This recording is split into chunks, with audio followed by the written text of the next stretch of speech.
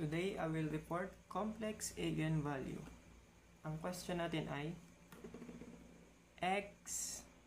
P matrix xy equals 2, -5 to -4 xy. Ang hanapin natin is find the x of t and y of t.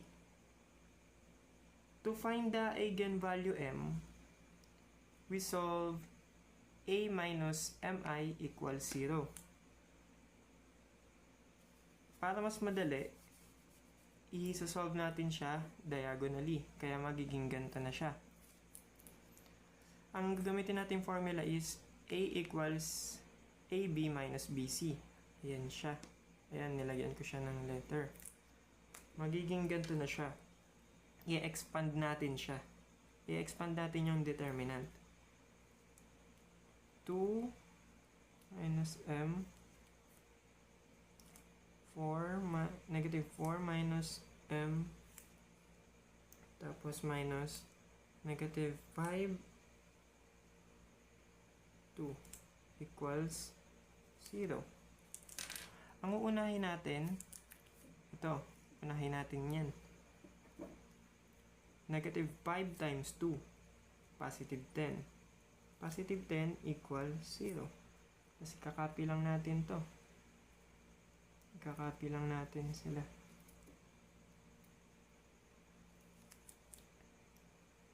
Yan, nakopy na natin. Now, expand na natin yung first part, which is ito. I-expand na natin siya, magiging 2 minus 4 minus m minus m minus 4 minus m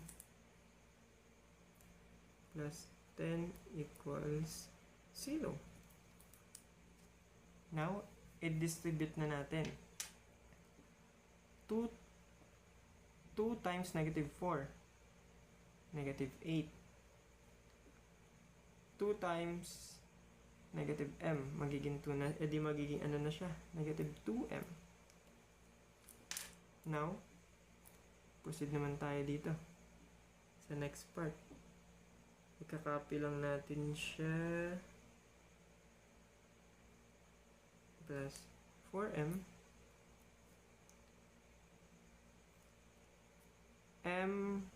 m times 4, -4. Wala siya. Ganun lang siya. Tapos, positive. May positive na siya. M times m, magiging m squared na siya. Plus 10 equals 0. Parang, ano na lang, ginawa lang natin siya yung like terms lang dito. So, pag kinumbay natin siya, magiging sagot. Pag kinumbay natin siya lahat, magiging m squared plus 2m plus 2 equal 0. Ayun na yung first part. Kanina, na-solve natin yung characteristic ng equation. Ngayon, hahanapin naman natin yung m. Let's find m. Ngayon, gagamit tayo ng quadratic formula. Let's find m. M equals -2 positive negative square root of 2 squared minus 4 1 2 over 2.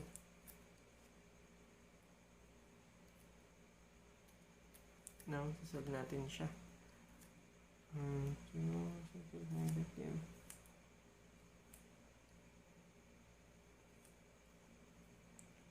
2 times 2 4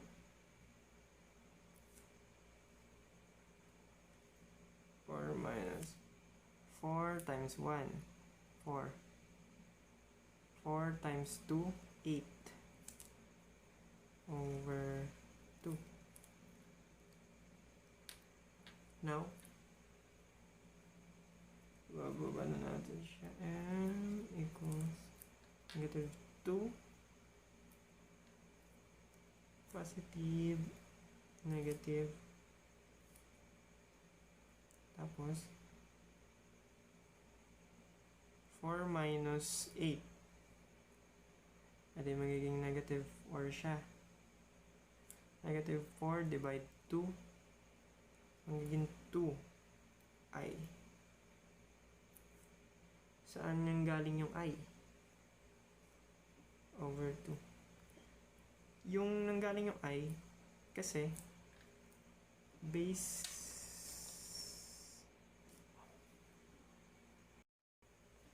kaya may i dito kasi ibig sabihin nag-decay siya. Bumaba siya sa negative 1. Bumaba sa negative 1 kasi diba naging negative 2. Nag-decay siya kaya siya naging 2i. Doon ang galing yung i. So, m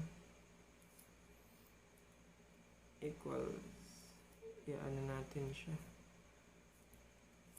Negative 1, positive, negative, i na lang matitira. Ngayon, yung behavior yung system niya is magde-decay siya. Nagde-decay siya and oscillation din siya. Nagkaroon siya ng oscillation. Kaya, mangyayari ay magkakaroon siya ng M1 equals 1 plus J. Paghiwalayin natin sila. Kasi positive, negative to, diba? Paghiwalayin natin sila. 1i. Ayan. Ayan yan nangyari. Now, itatest natin tong mi. Mi equals, itatest natin yung mi, yung focus ng mi. Mi negative 1 plus i. Magiging ganito siya.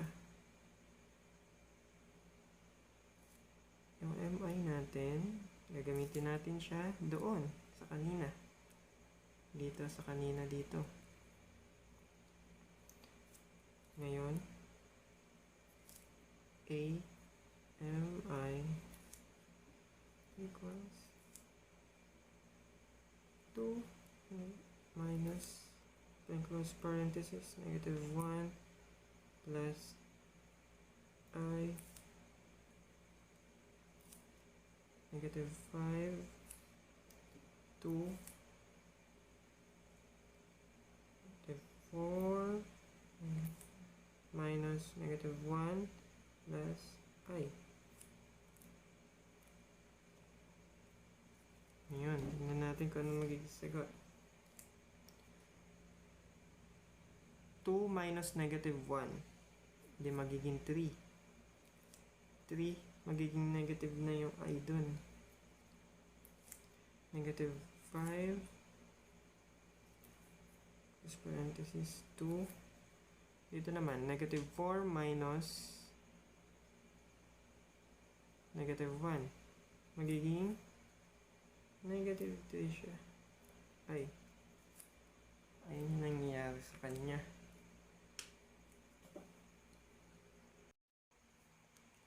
Ngayon naman, hahanapin natin yung non-zero vector.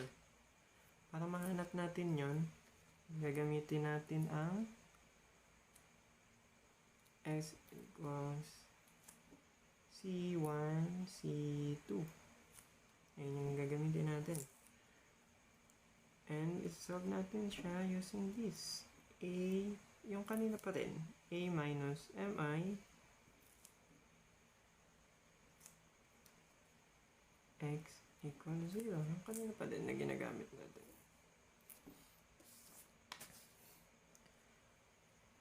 So, proceed na tayo sa 3 minus I C1, dahil C1 siya, minus 5C2 equals 0. 2C1 plus negative 3 negative I C2 equals 0. We only need one equation to find the ratio ng C1 tsaka C2. So, gamitin ko muna yung C2. So, C2. Now, 5C2 equals 3 minus I C1. Magiging C2 equals 3 minus I over 5 C1. I-arrange lang natin siya. We can pick non-zero number for C1. So, choose C1 equals 5 to remove the determinator. Tatanggalin natin yung 5 as a non-zero. So, magiging C2 equals 3 minus I na lang siya. Now, the eigenvector for M1, yung eigenvector M1 is negative 1 plus I equals C1 and C2 equals 5, tapos yung sa C2 yung C1 na natin, di ba? Ginawa na natin siyang 5. Yung dito kanina. Now, using M1 equals minus 1 plus I, we proceed to x1 equals 5 3I E over I with a 1 plus I t. This means it has decay and oscillation. So, pag may ganun decay and oscillation, gagamitan natin ang cos t and sin t. Yan yung gagamitin natin pag may decay and oscillation. The conjugate eigenvalue M2 equals negative 1 and Ni. M2 equals negative 1 minus Ni. I minus I. So, ang x2 naman natin ang 5 3 plus I E negative 1 negative I T. To take the solution real, kailangan natin no imaginary parts dapat. Wala dapat yung mga imaginary parts. Para tatanggalin natin imaginary parts, ganito ang gagawin natin. Since yung x1 and x2 are complex conjugate, we can take the real and imaginary parts to form two real independent solution. Para magawa natin yon, gagamitin natin yung formula na x of t equals c1 x1 plus c2 x2. Ayun yung gagamitin nating formula para mag-combine sila. Tapos, gagamitin din natin yung Euler's formula para ma-determine natin. Yung Euler's formula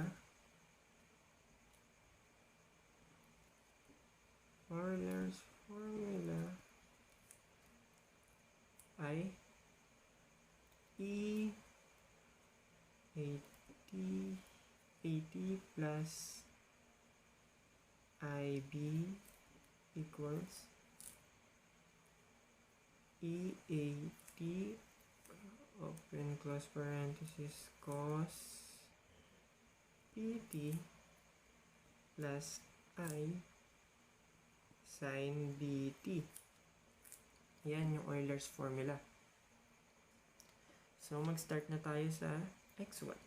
x1 equals E negative T open close parenthesis 5 T minus I open close parenthesis cos T plus I sin T. The goal is to remove the I kasi siya yung I dito, siya yung imaginary part to get the real solution. Ngayon, i-multiply natin siya each. I-multiply natin yung 5 tsaka 3 minus I ng cos T plus sin T plus I sin T. Ngayon, magiging ganito siya. Gawin na natin siya x para mas madaling ma-identify. x5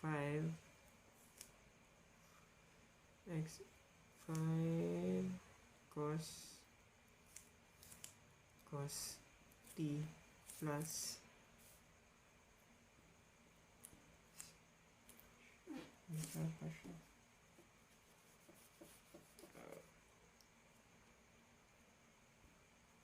sin T. Tapos, yung y, ito x to. 5. Gamitin natin siya na 3i cos T plus I sin T plus I sin T.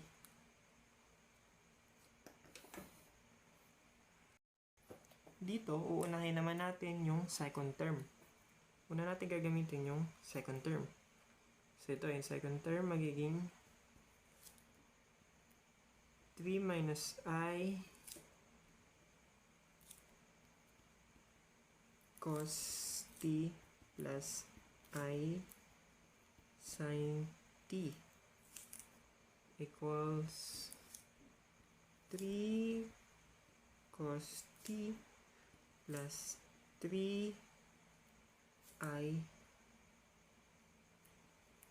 sin T minus I cos T minus I squared sin T. I-distribute lang natin siya dito.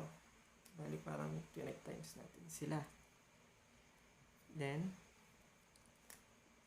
since may I na I squared, imaginary yan, di ba kailangan nga natin tanggalin yung mga imaginary parts.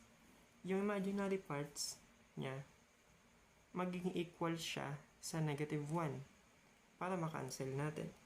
Magiging y equals 3 cos T 3i sin T minus I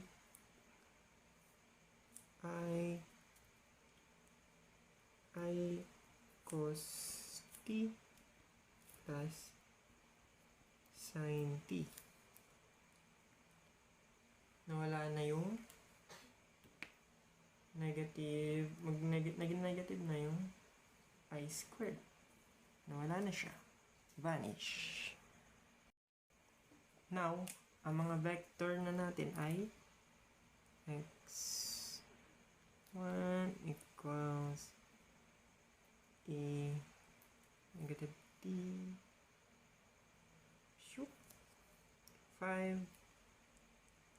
cos t plus I sin t. Kasi nasa baba na. 3 cos t plus sin t plus I 3 sin t minus cos t. Yan na siya. Ito na yung kabuuang vector natin ngayon. Now, isa-separate na natin yung real and imaginary parts. Paghiwalay na natin siya. x1 equals e minus t. Whoops. Close parenthesis. 5 cos t, 3 cos t plus sin t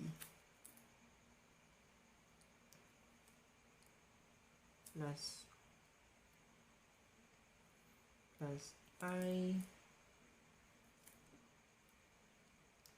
5 sin t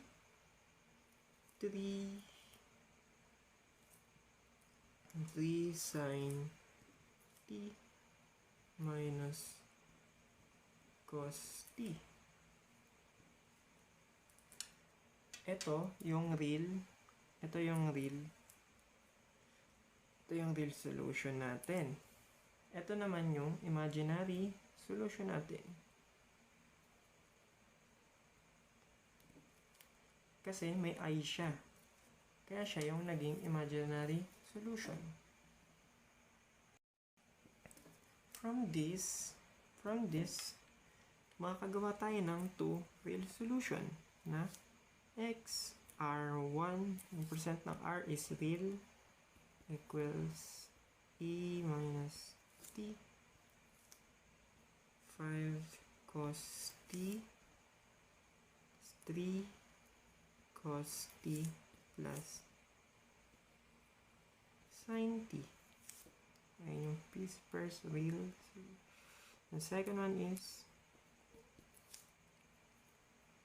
e minus t 5 sin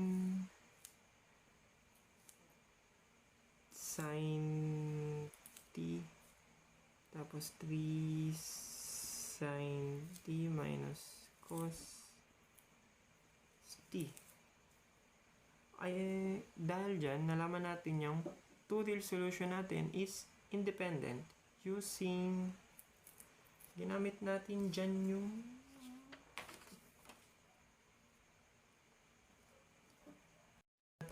yung solution kanina. Kaya nalaman natin itong two real solution na to is independent. Now, the general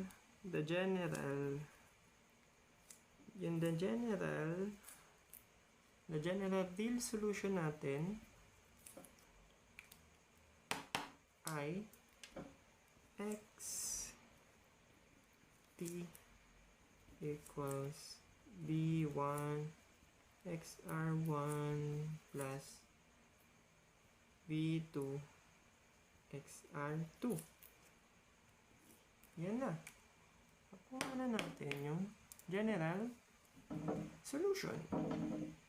The cosine and sine parts come from the imaginary portion of the eigenvalue.